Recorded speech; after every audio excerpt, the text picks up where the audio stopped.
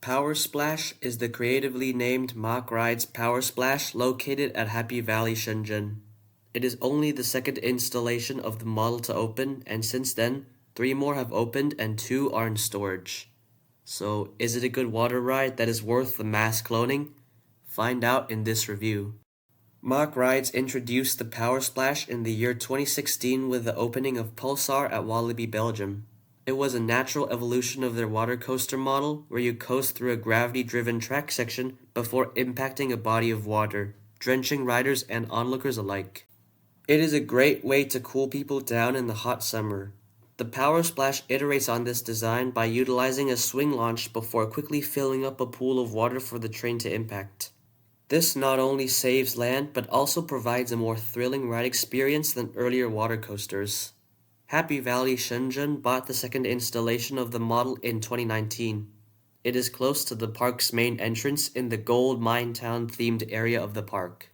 Even though the ride's English name might sound boring and unoriginal, its name in Chinese actually roughly translates to Golden Raging Waves, which is much more interesting in my opinion. The entrance is through a themed structure that intentionally looks weathered and resembles some sort of mining building. There is a lot of nice rockwork around the ride as well. On a normal workday, lines for this coaster should be no more than a couple of cycles at most, but on busy days it can get longer. Fortunately, this ride has a turntable and a second boat. That was not being utilized on the day that I was filming, but I have seen it in the past, and though dispatches were not the fastest, the extra capacity did help a lot. Power Splash's boats have 5 rows of 4 for a total capacity of 20 riders. To get as wet as possible, I would recommend sitting in the front, but because I don't enjoy getting wet, I went for the back middle seats. The restraint consists of an individual seatbelt and lap bar which can lower automatically. This means that it may staple you if you don't hold it up as it lowers, but you will still feel all of this ride's airtime. Once the ride starts, the turntable will rotate 180 degrees. It takes over half a minute as the turntable slowly lines up with the layout.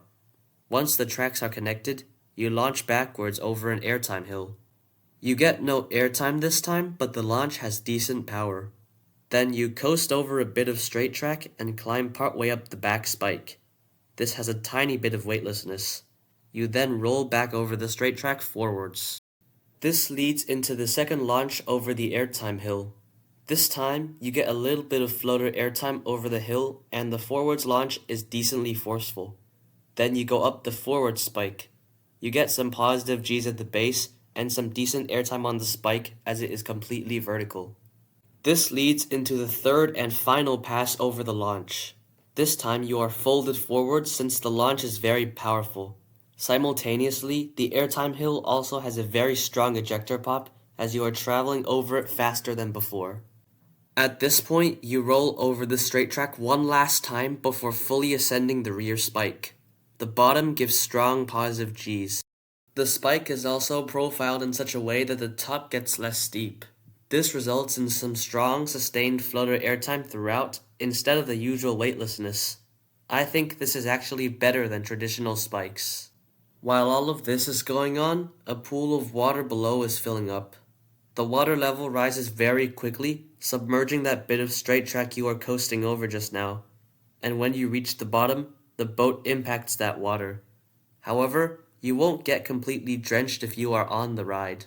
Much of the water is directed away from the boat, so the splash looks enormous, but the riders themselves will only get a light spritz. Most importantly, your shoes should remain dry. Meanwhile, onlookers should be careful about where they stand, as even though there are windows, you may still get a little wet if you stand in the wrong place. At this point, you slowly coast up the airtime hill, where the LSMs that launched you previously will slow you down.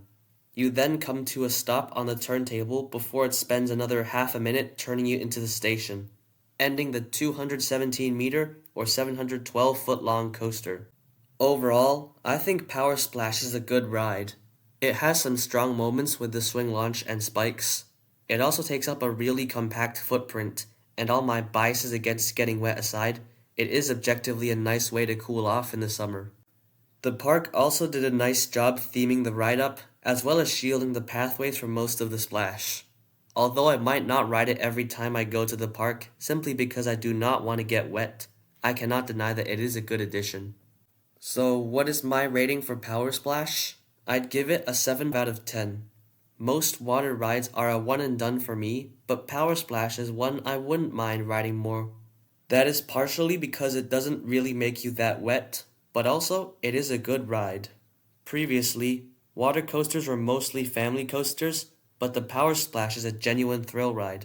I certainly do not mind this being cloned. Now, I'm going to go on a tangent here, but I just wanted to share my thoughts on Bullet Coaster at the same park.